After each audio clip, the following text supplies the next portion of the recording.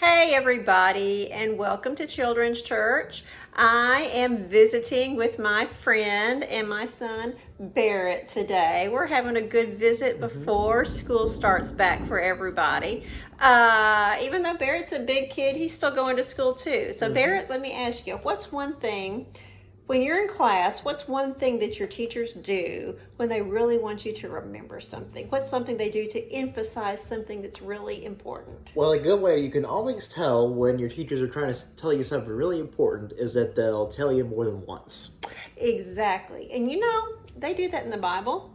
Think two things that I think of that are said in the Bible over and over again are fear not, or don't be afraid, or some version of that, and to love everybody.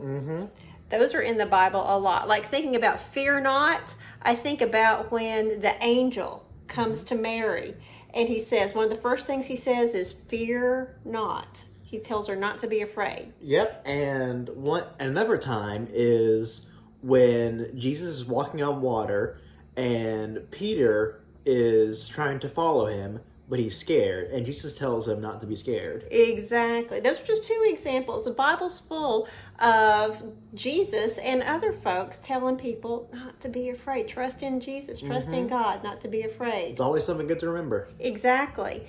And the other verse telling us to love each other. I mean, several times even in the book of Matthew, Jesus tells people the two most important things are to love God and to love others. That's exactly right. What story were you thinking of a minute ago?